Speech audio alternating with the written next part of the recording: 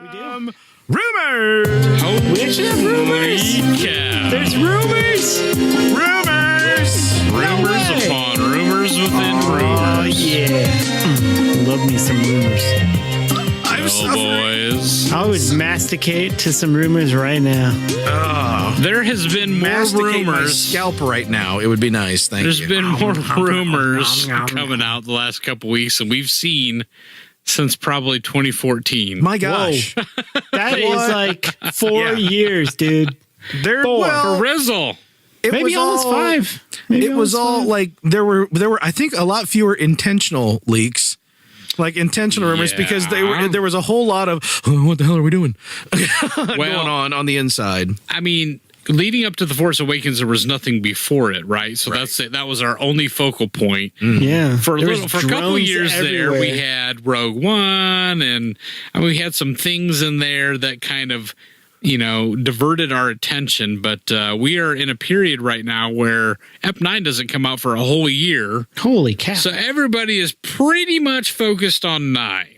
And There's no distractions, not really, No, other none. than a little Mandalorian None. here, a little this, that, over there. There's some good stuff coming, but for the most part, though, these big movies, Star Wars they and draw Galaxy all of the Adventures. attention. You forgot about that. That's That's right. That's where the attention is. You're right. Yep, those fan films. Yep. that 12 minutes, man. So what is going on in the rumorific my world gosh. of rumors? So, Mark Hamill this week, he's I know him. yeah, I do Yeah, too. I follow him on Yeah. Twitter. Well, you might have thought that he had died in The Last Jedi, What? but just because you die in Star Wars does not mean that it's the end of the road. Yeah. Just And- saying. Han's or in coming most back. major pop culture properties. True that. Yeah. So, Hamill this week talking about the secrecy surrounding Ep9, which is funny because it seemed like, remember when JJ was in charge of The Force Awakens, right? There was a lot of secrecy going Everything on was there. locked down, and there was they take our cell phones every morning on set. Big time. But according to Luke, I'm not Lucas, Luke.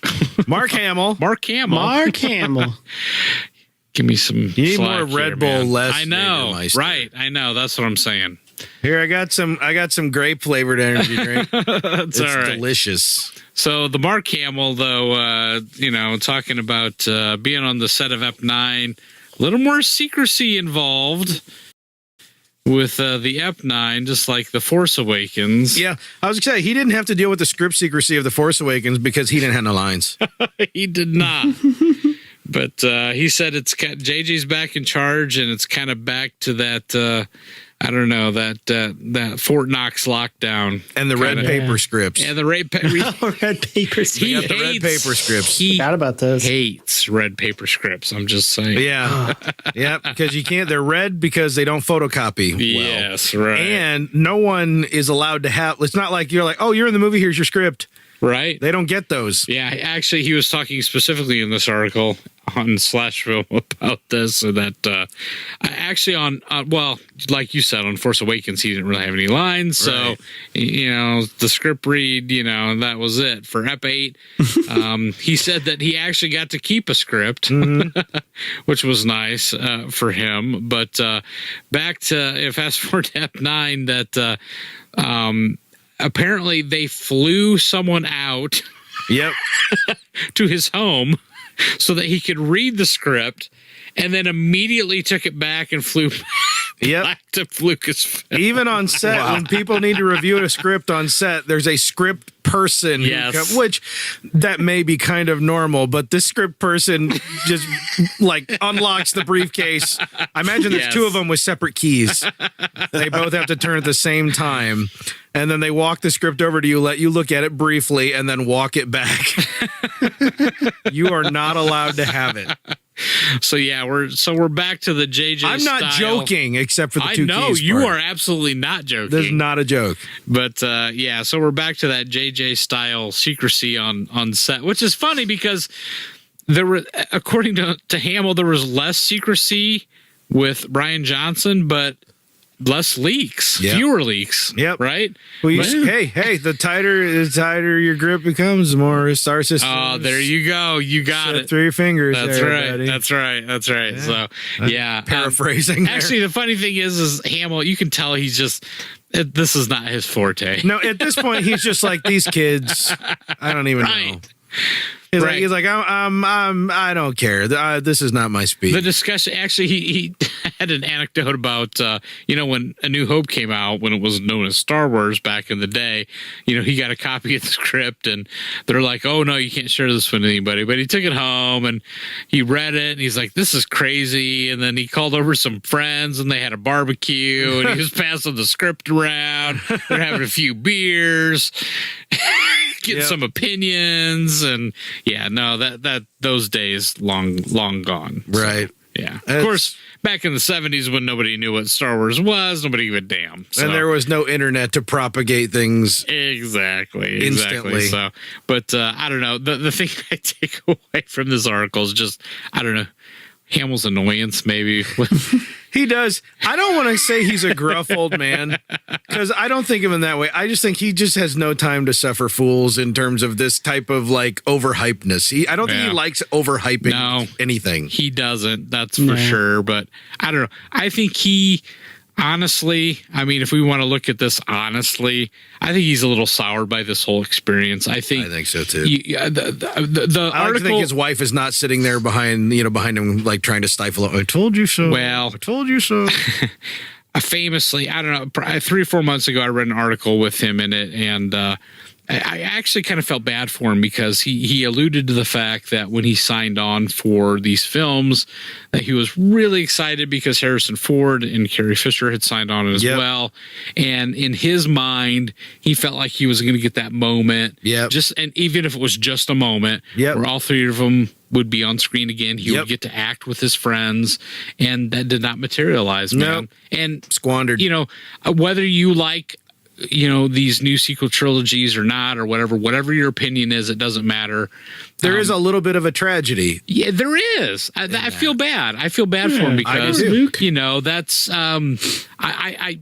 I would have felt the same way. Yeah, I got this opportunity to, act with these people that I have, very strong feelings for, and it just didn't materialize for him. So yeah, I feel bad for him on some level. So yeah.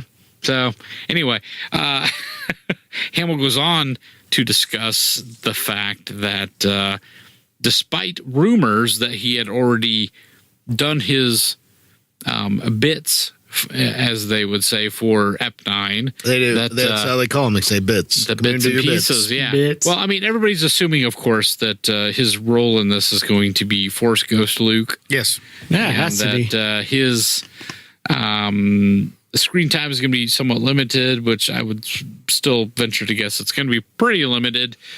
He does go on to say that, in fact, that he has filmed very little of his parts, and that his filming is yet to come. Well, that just means that one of two things. Yes, he's a Force ghost, and they're all just going to be shooting somewhere else and then superimposing him. Or B, when Nebula gets the gauntlet and snaps her fingers, he rematerializes. Oh, I like this. That Crossover. That could be. Crossover. Luke was actually, Also, in spoilers. that galaxy, it wasn't a 50%. It was just one.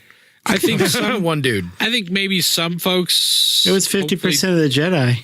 Yeah, there you go. I think some folks are taking those comments to maybe crossing their fingers and hoping that he's got more of a significant role in 9 than. I don't know. Again, it's EP9, and I don't know how to feel about anything. I don't either. Because I just don't have any idea. I'm going to be completely surprised with how they try to make all this rematerialize. Yes. I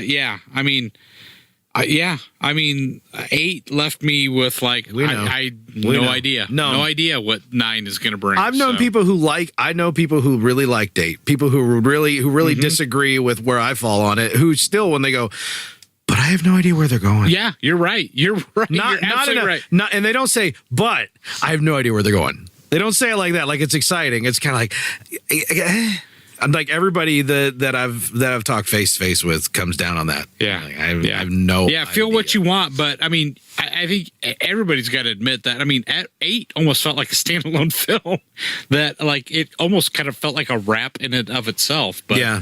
I don't know. Yeah. So I don't know. Some people are excited about that fact that they have no idea what 9 is going to bring. Other people may be frustrated with that fact. But anyway, so Hamill, like I said, still has his parts yet to film. So anyway, Force Luke. Force Ghost Luke. Force Ghost Luke. Well, I don't know if confirmed. But well, let me ask you guys this: any chance at all in hell that Luke isn't dead? Because there's I don't a lot want to of say there's no there is a chance. lot of people out there positing that he's not dead. I'm not gonna say there's no chance, but boy, would it be hard to navigate that without being so lame. Right. Yeah. As much as I don't want him to be dead, he did. Right. Exactly. And did he die in a dumb way? Yeah. Right. Was it even clear that he was dying? No, it wasn't. But at the same time, I had to eat that nasty cold porridge. So don't make me barf it back up. Right. Yeah. I feel like it's like, okay, you've made a decision. You've moved forward with it. That's one of those things I don't think you can turn back. Yeah. I don't know. I don't know how you, if he does, I don't know how you make it plausible and make it work. Right on. Within the structure. Who knows? Who knows? Who knows? But, What's new in Game of Vaders? Game of Vaders?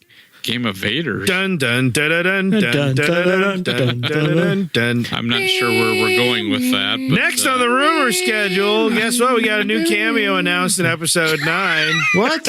Is it me? That's It's right. me. Oh, I see where you're Not going enough now. people were pissed off about Ed Sheeran showing up in Game of Well, Thrones. what I was didn't going to care say about is that we I had didn't think it was bad. a whole song last episode about the cameos in Star Wars, but yeah, yet another has been added to the list. What? Yes, Ed Sheeran.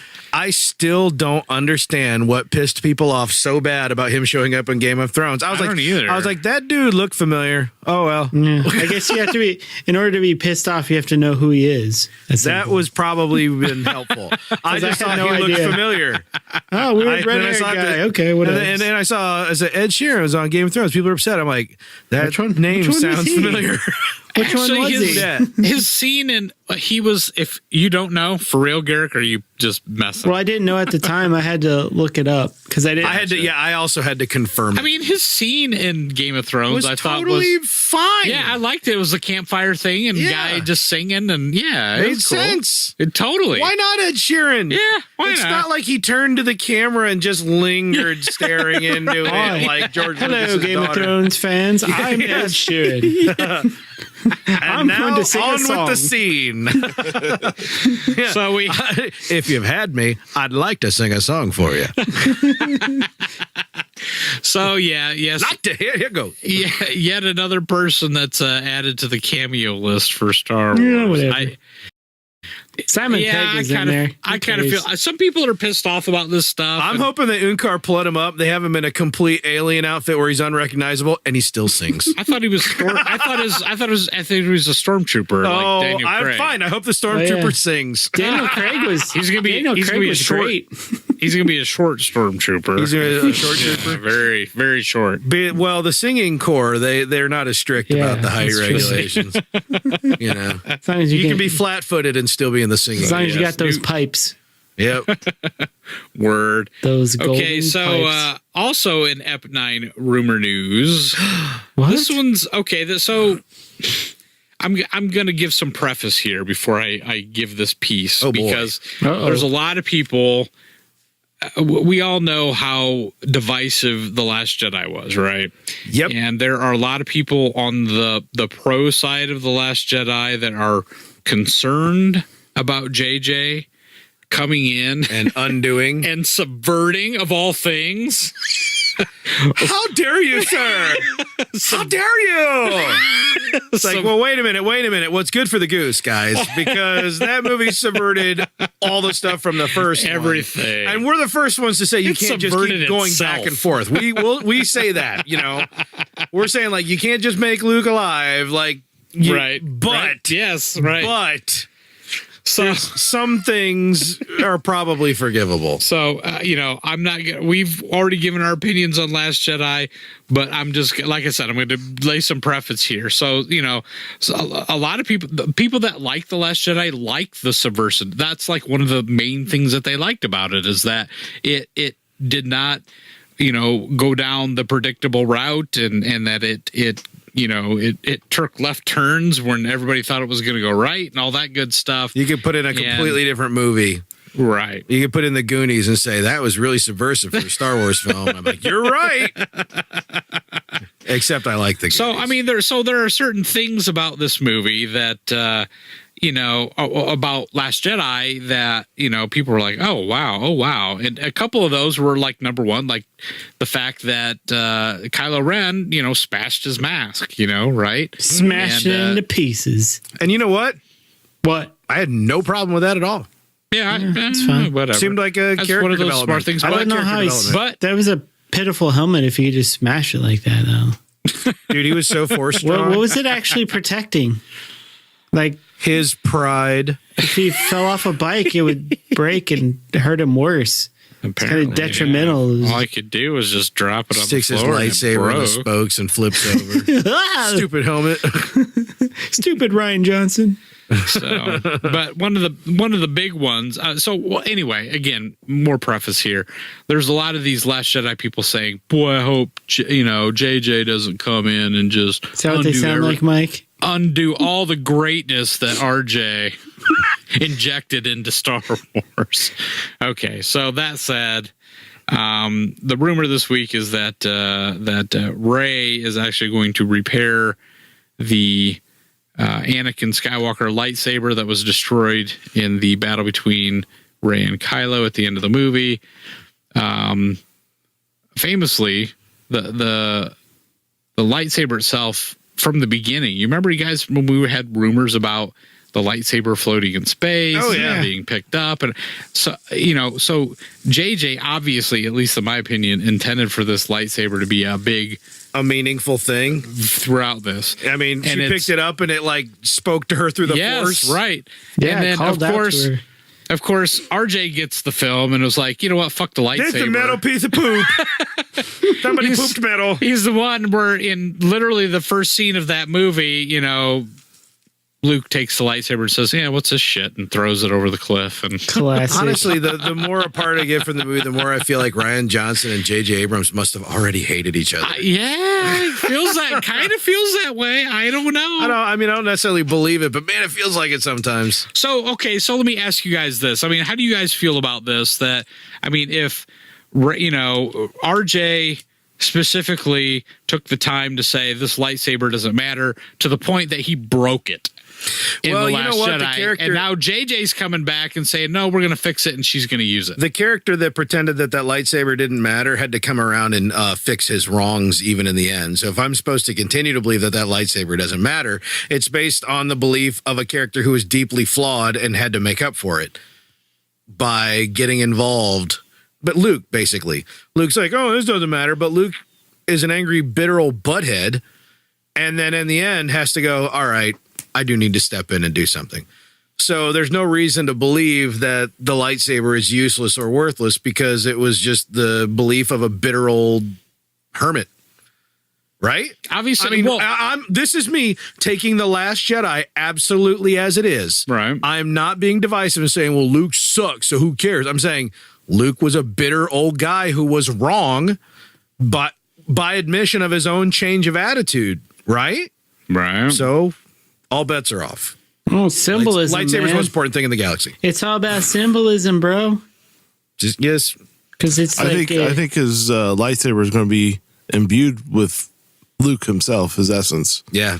And every time he talks, the kyber crystal is going to like glow. The lightsaber is destroyed. Mark Hamill's scenes, or he has to come in and hold very still because they're going to superimpose him in her hands, and he's just going to have a laser come out of his head. He's going to be like a force lightsaber. Nah, he's going to help her fix it. She's be like, "Here, hold this piece here. Okay, screw this in. Okay, let go. Let's see. Click. Yeah. I mean, how do you guys feel about this, though? Do you feel like this, and I hate to could put it this care way, less. I mean, does this, okay, well, we know where you stand on this. That's it. I'm just like, there's nothing positive or negative about any of it to me. Right. It's just like, okay, do it well. All right. Let me enjoy So let's talk to Garrick and how you have a little bit Garrick and more Henry. of a positive view of The Last Jedi. I mean, do you guys feel like this, if Rey does repair this lightsaber and use it, that it in some way subverts or undoes what RJ did? Is this a slight to RJ? To me, it would make sense Yeah. that she would at least try. She's not. It's not like she's hung around with a lightsaber long enough. Yeah, it's not like it was kyber hard to believe crystals that just Luke grow in the even- ground. Oh wait, no, they do. Damn it! It's hard to believe that like it was that Luke was able to build his own lightsaber before. It's like, how did he know? He had to figure it out. He had to find out, right? Well, she's had even less time to mull things over, so it makes sense that she'd try to fix the broken one. Right? Well, the lightsaber, I mean, in that movie, I assume, was supposed to represent like the Force, right? Like she tries to hand it to Luke, and of course he's cut himself off from the Force, so he just throws it away. And then when Kylo and Rey are fighting over it, it's kind of like the two sides of the Force pulling at each other until it broke. So I think her repairing it, I'm guessing the symbolism there is like she's trying to repair the Force that was broken apart when maybe she was going to turn with Kylo to turn to the dark side or the middle side or whatever.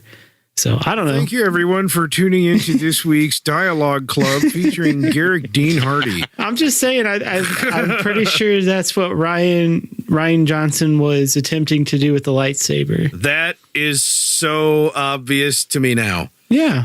Yeah. Yep. Yep. What Garrick said is what he did. Yep.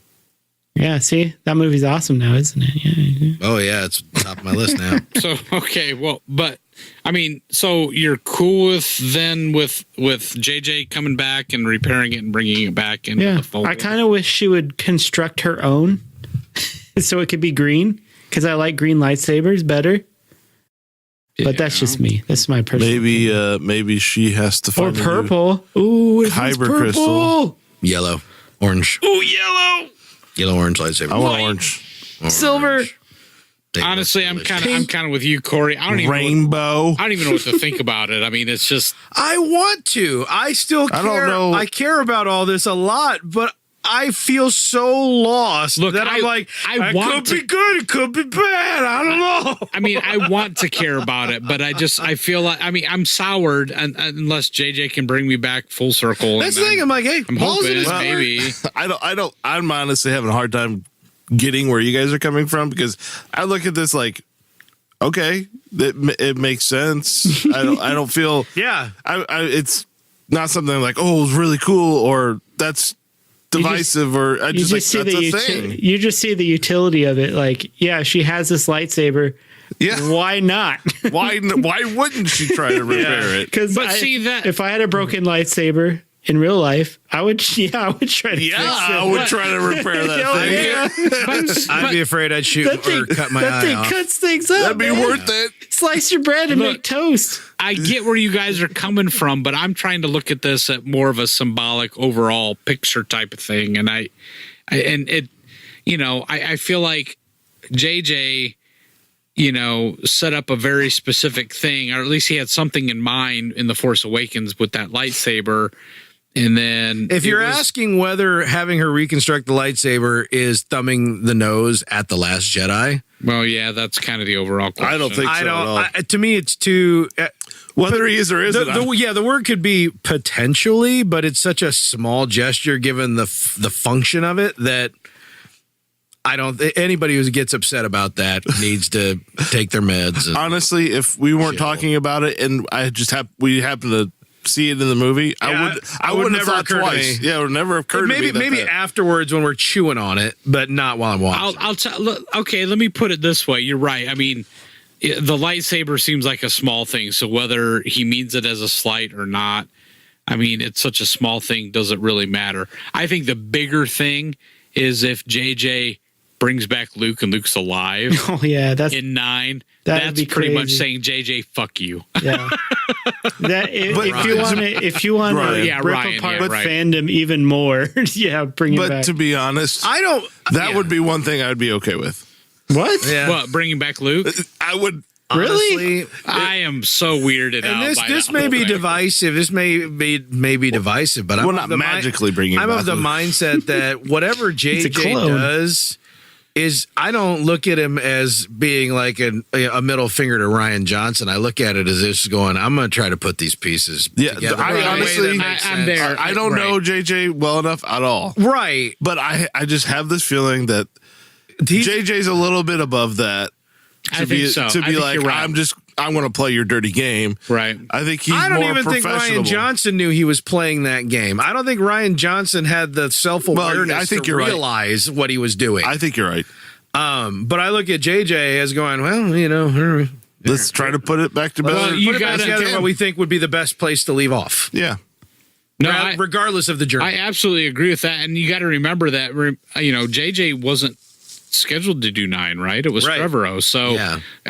and I've said this from the beginning that, or at least after Last Jedi came out, that RJ made the movie he was conscripted to make. So he was given certain latitudes and he took advantage of all those things. He did made what the he wanted to movie. do. He made the movie he was told he could make. So I don't, I don't really place a lot of blame on him. No. So, but I'll put his feet to the fire over his social media. but right. but the movie is what it is. I really want, though, the lightsaber to turn into a Bob-like character.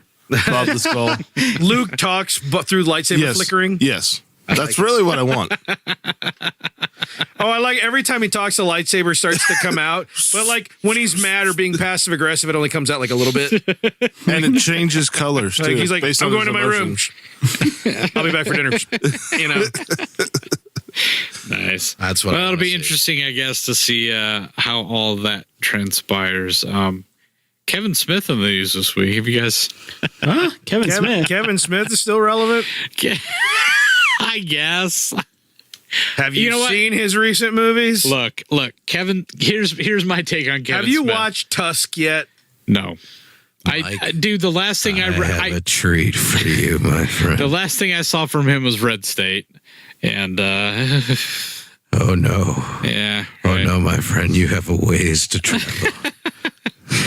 I don't even care about his movies anymore. He's just one of those guys now. Actually, I'm intrigued by him. I saw his interview. He was on Joe Rogan Yeah. several months ago. Oh, talk about his heart attack and all that stuff. Yeah. Yeah, he's like in the I'm like- near-death stuff. I am more interested in him as a person now. I am than too. I'm actually- anything that he puts out. That's probably always been true ever since he did like that college tour sure, yeah, stuff back right, in the yeah, day. where you just field questions, where it's and, like, yeah. all right, yeah, you're a personality. right. And, you know, So, at least you didn't screw Ray J on camera to get famous. So he has morphed into a someone that he's got some notoriety and he's in the nerd culture and people and listen to him. every time he goes to a movie set, he cries.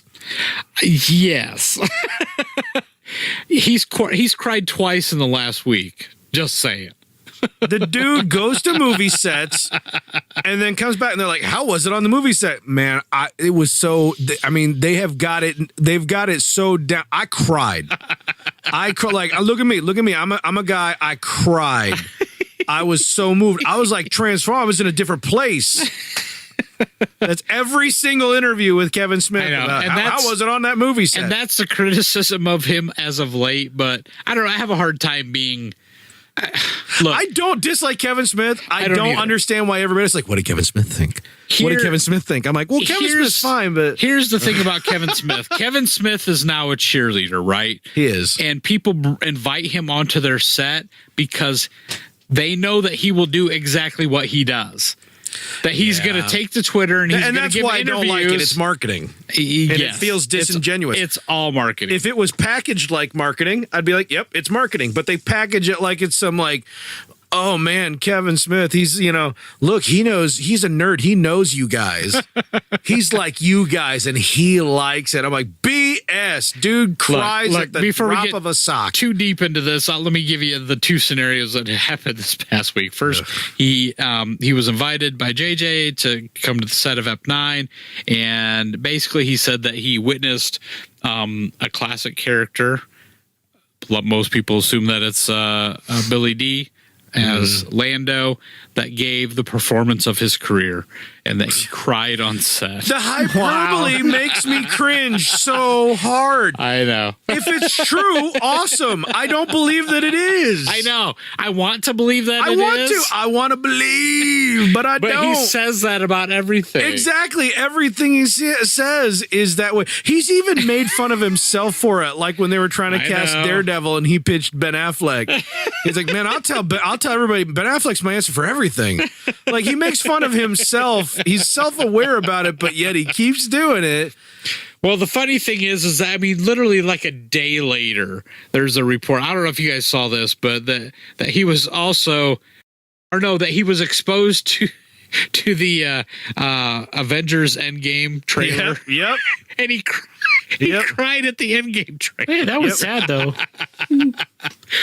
Okay, But, I was buddy. almost moved to tears because I don't know if you realize this. In that Avengers Endgame trailer, Robert Downey Jr. gave the performance of his career. I'm just saying. He probably did. It looks kind of like it. It made me cry. I Way feel better than ya, the one he got the Oscar for, right? but I wish we could have had at least a couple weeks between know. him crying at give him Star time. Wars and Give him time for his cheeks to dry between crying. Doesn't Again, the homecoming I wonder what trailer Again, come out I soon? really like Kevin Smith. I just yeah, right. don't. These reactions always feel strange to me. He would Yes. probably cry on the set of Pee Wee's Playhouse.